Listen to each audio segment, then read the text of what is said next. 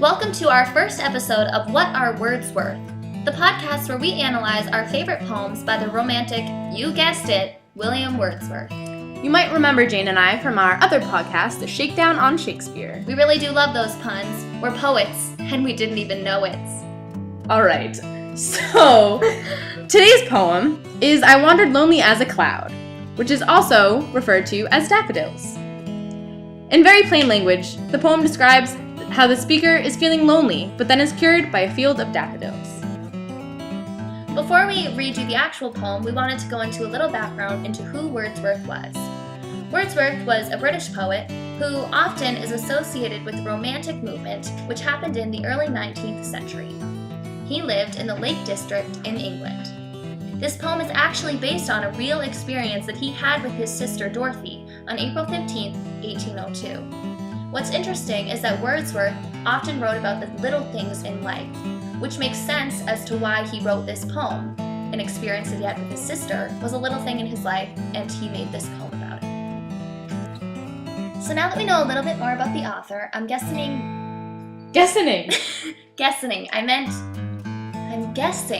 that you listeners are wondering a little bit about what this poem is actually like, since we still haven't told you what the poem is. So Isabella, what type of poem can the readers expect to hear before the poem is read? Well, the tone of the poem is uplifting and light and pretty cheerful. The only time that any negative kind of words are used is more in the beginning.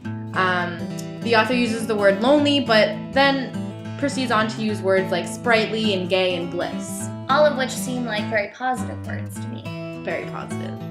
And I'm wondering, you mentioned a couple of words that make me think of images. Are there any specific images or metaphors that the listeners should take note of when we're reading the poem to them? Well, one really important image is really the basis of the poem. The image of the daffodils in the breeze and in nature itself is a very important image to kind of visualize in your head while you're listening to the poem. The daffodils represent the good that has turned the speaker's day around. Also, like we were talking about before, pay mind to the diction used to create such an atmosphere with the daffodils. Well, then I guess we should let them finally hear the poem. And without further ado, William Wordsworth's poem, I Wandered Lonely as a Cloud. I wandered lonely as a cloud that floats on high o'er vales and hills, when all at once I saw a crowd, a host of golden daffodils, beside the lake beneath the trees, fluttering and dancing in the breeze. Continuous as the stars that shine and twinkle on the Milky Way, they stretched in never-ending line along the margin of a bay. 10,000 saw I at a glance, tossing their heads in sprightly dance. The waves beside them danced, but they outdid the sparkling waves in glee. A poet could not but be gay in such a jocund company. I gazed and gazed, but little thought what wealth the show to me had brought.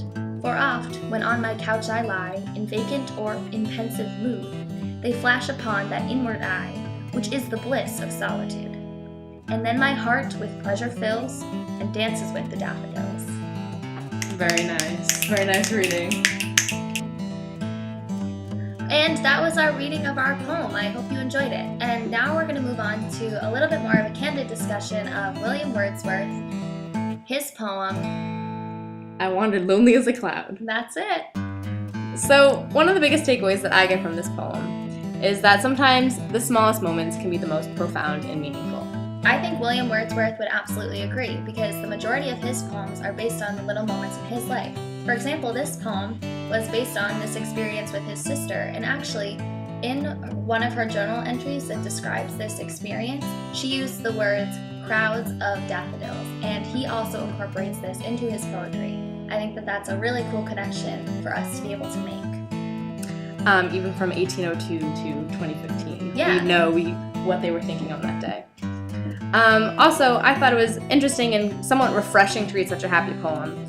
It can really help it brighten my mood. Yeah, it's nice. Often I feel like in literature, I feel like I'm reading things that are totally depressing, and there's always some sort of a conflict, and with this, the one word that I had to feel kind of sad about was lonely, and by the end of the poem I had totally forgotten that this was even the title of the poem. There was no death, there was no existential crisis. about what am I going to do with my life. It was a field with pretty flowers. It was lovely. I mean, I think of frolicking through flowers Definitely. when happy place. Like, this poem is a happy place. Okay, but that leads me to my next question. The poem is so happy through and through. Are we supposed to enjoy the happiness, or maybe see a fault in the possibly false sweetness of the poem? Could anything ever be as carefree and beautiful as the narrator's experience with the daffodils?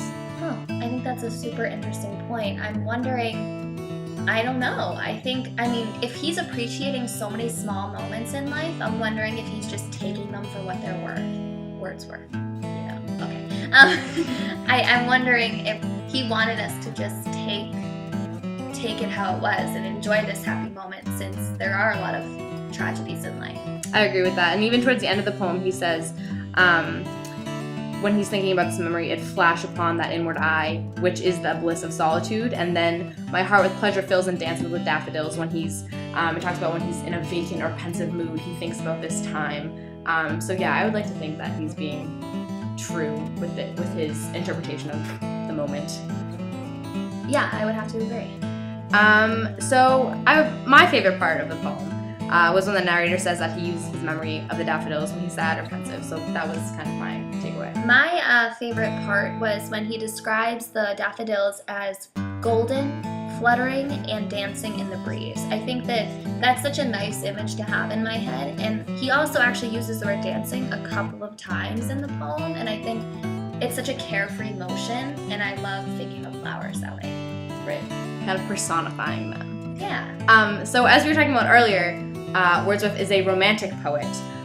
So I thought we'd just highlight a couple of the romantic ideas that we see in this specific poem. So the first one that's really important to the Romantics, the importance of inner feelings and emotions. And that is definitely evident in this poem. He is kind of just taking it all in, kind of like moving through his emotions, his feelings, and he's kind of storing them for later. Yeah, and then another romantic element that we see in this poem is that the entire poem is based on one particular experience, and that allows us to really get into the moment and just feel the happiness.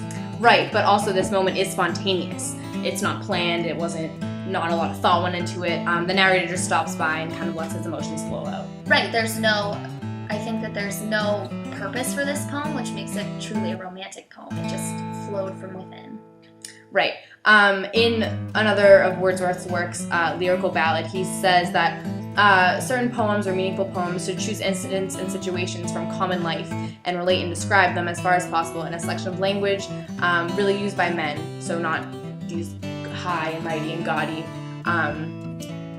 language, and kind of just let them out for people to read, kind of just passing by at home. Yeah, I think he absolutely achieved that in this poem.